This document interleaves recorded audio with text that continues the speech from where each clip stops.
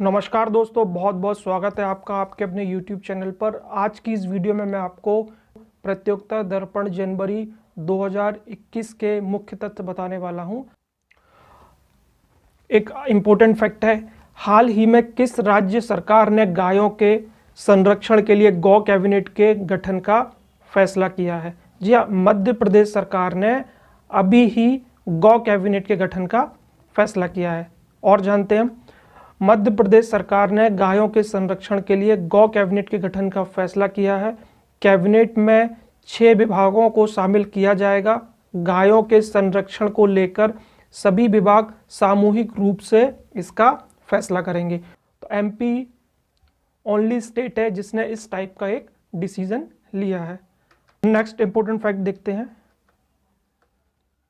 भारत के comics hero चाचा चौधरी को किस परियोजना का ब्रांड एम्बेसडर चुना गया है? जी हाँ, नमामि गंगे परियोजना।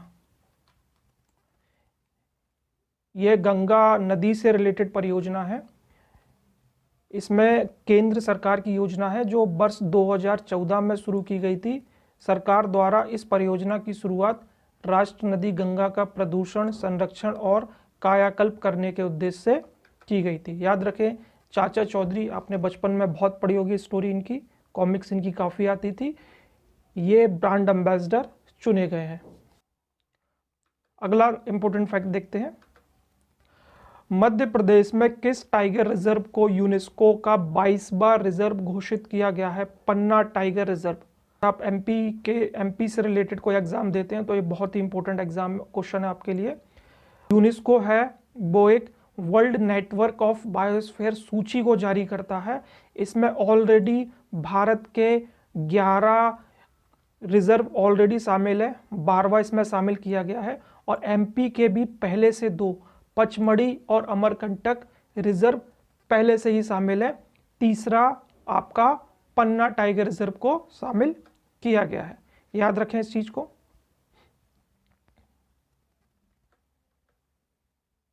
अगला फैक्ट हम देखते हैं। एशिया का पहला सौर ऊर्जा संचालित कपड़ा मिल किस राज्य में स्थापित किया जाएगा? यह महाराष्ट्र के परभणी जिले में।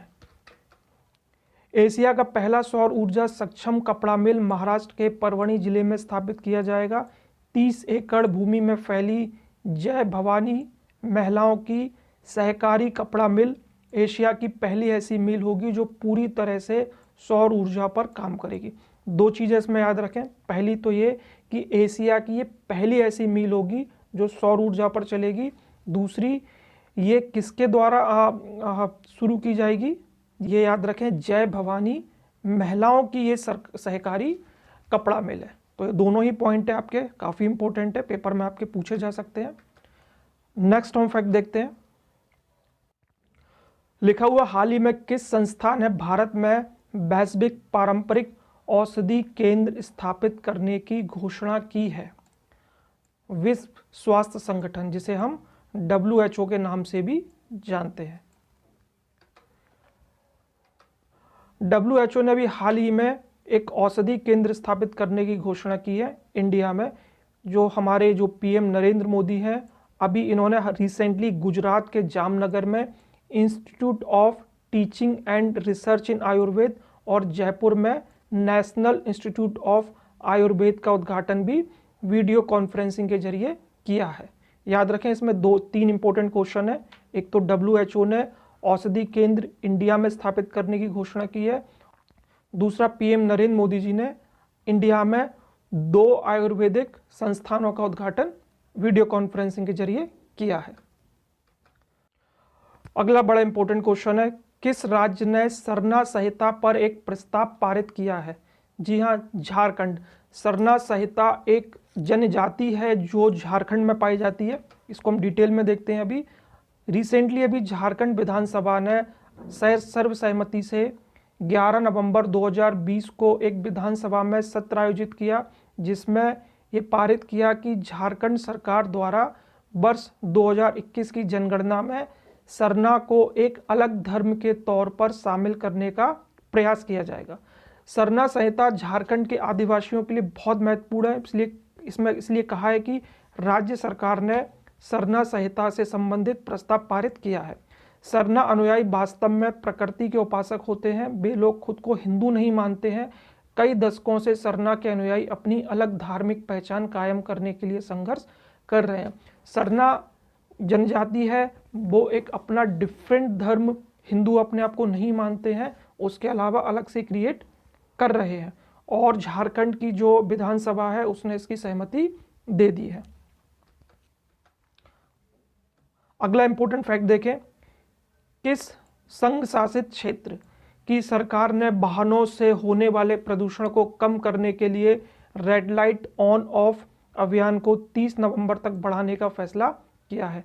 दिल्ली सरकार ने। आपको पता ही है कि सबसे ज़्यादा जो पॉल्यूशन होता है वो दिल्ली में होता है। वहाँ पर जब भी आप सिग्नल पर गाड़ी रोकेंगे तो आपको अपनी गाड़ी को ऑफ करना पड़ेगा। योजना का जो मेन उद्देश्य है उससे कोशिश ये करना है कि 15 से 20% तक जो पॉल्यूशन है उसको कम किया जा सके। एक और इंपॉर्टेंट क्वेश्चन है, किस देश के अग्रणी विश्वविद्यालय ने संयुक्त रूप से भारतीय प्रौद्योगिकी संस्थान गुवाहाटी के साथ मिलकर एक जल केंद्र शुरू किया है? ऑस्ट्रेलिया के पश्चिमी सिडनी विश्वविद्यालय ने गुवाहाटी में एक जल केंद्र शुरू किया है। बहुत ही इंपॉर्टेंट क्वेश्चन है ये। डिटेल में हम देखते हैं। इसका उद्घाटन 6 नवंबर 2020 को आयोजित सेमिनार के माध्यम से कोविड-19 महामारी के मद्देनजर किया गया था। यह जल केंद्र भारत और ऑस्ट्रेलिया के अन्य 21 भागीदारों के साथ भारतीय प्रौद्योगिकी संस्थान गुवाहाटी और ऑस्ट्रेलिया के पश्चिमी सिडनी विश्वविद्यालय की एक पहल है।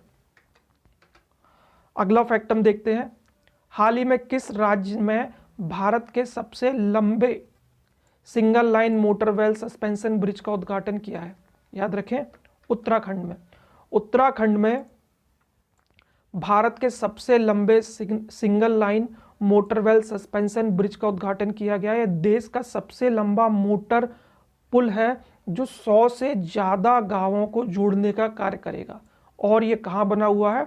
टिहरी झील पर। तो इसमें एक इंपॉर्टेंट चीज़ याद रखें कि ये उत्तराखंड में इसका उद्घाटन किया गया है और ये टिहरी झील पर बना हुआ है। ये भी बहुत ही इंपॉर्टेंट क्वेश्चन है।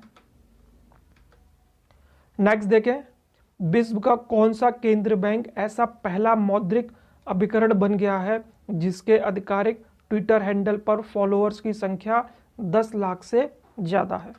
तो एक ही बैंक है ये, reserve bank of India. Population India की ज़्यादा है, ऑब्वियस सी बात है कि ये कारनामा भी इंडिया में ही हो सकता था। एक और देखें, भारत ने खगोल विज्ञान के क्षेत्र में वैज्ञानिक एवं तकनीकी सहयोग विकसित करने के लिए किस राष्ट्र के साथ एक समझौता ज्ञापन पर हस्ताक्षर किए हैं? स्पेन के साथ में भारत ने ये समझौता किया है। ये हमारे राष्ट्रीय जितने भी थे, नेशनल जो मेन फैक्ट थे जो इंडिया से रिलेटेड थे वो हमने पढ़ा है। अब हम कुछ इंटरनेशनल पढ़ेंगे, जिसमें अब हम कुछ अंतरराष्ट्रीय स्मरणीय तथ्यों को पढ़ते हैं। हाल ही में किस देश ने मुक्त आकाश निगरानी संधि से औपचारिक रूप से खुद को हटा लिया है? जी हाँ, अमेरिका ने अभी रिसेंटली खुद को इससे हटा लिया है। ये है क्या?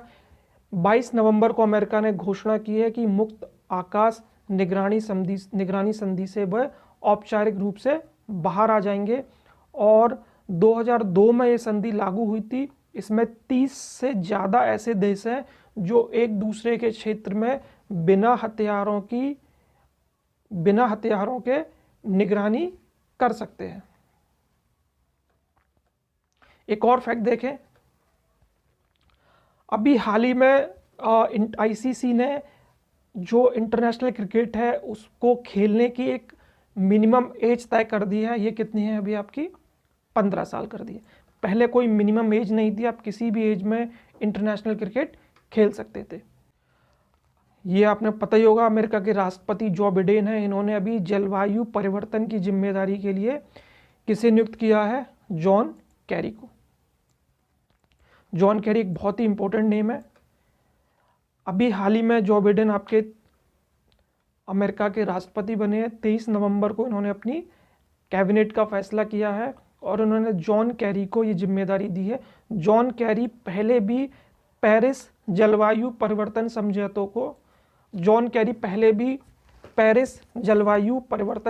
समझौते को लागू करवा चुके हैं, उनमें उनकी काफ़ी महत्वपूर्ण भूमिका रही थी।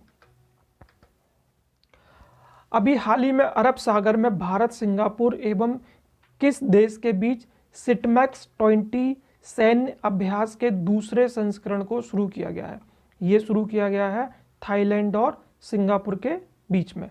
इसमें भारत, सिंगापुर और थाईलैंड, ये 3 कंट्रीज मिलके सैन्य अभ्यास करेंगे। इसको क्या नाम दिया गया है?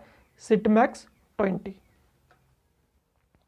इसमें भारतीय नौसेना, सिंगापुर की, थाईलैंड की और भारत की, ये तीनों मिलकर अंडमान सागर में 2 दिन का एक सैन्य अभ्यास करेंगी।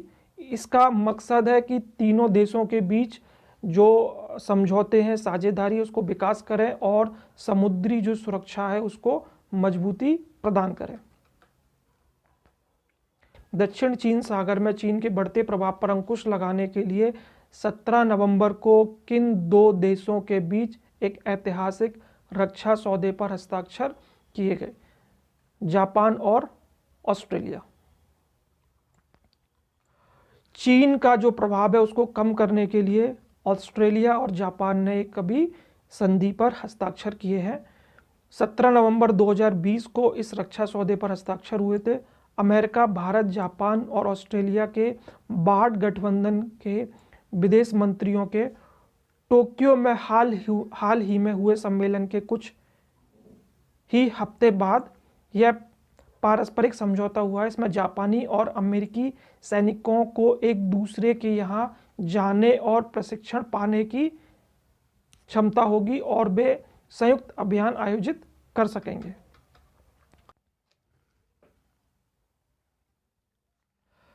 स्पेसएक्स ने नासा के लिए पहली पूर्ण व्यावसायिक उड़ान से कितने अंतरिक्ष यात्रियों को इंटरनेशनल अंतरिक्ष स्टेशन पर भेजा है? जी हाँ, 4 अमेरिकी यात्रियों को। स्पेसएक्स ने एक व्यावसायिक, एक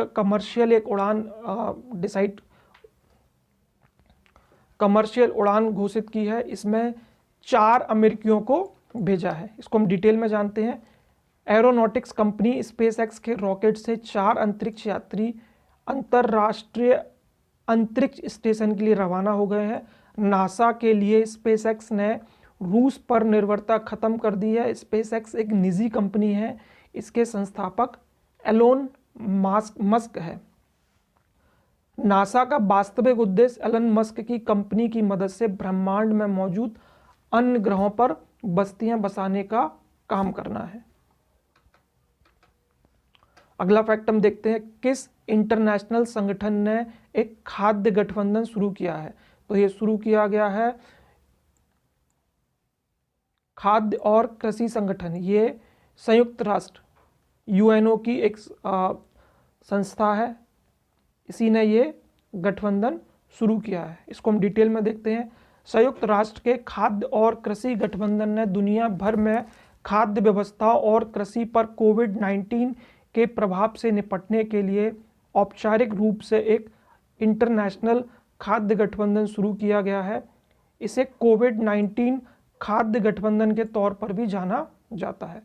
यह खाद्य गठबंधन विभिन्न देशों के मध्य एक मंच के तौर पर भी काम करेगा, जो विभिन्न देशों की खाद्य समस्याएं और खाद्य आपूर्ति से संबंधित विभिन्न मामलों के लिए आपस में विचार और जानकारी का भी आदान प्रदान करेंगे। अभी तक पूरी दुनिया के 35 देश इस गठबंधन में शामिल हो चुके हैं।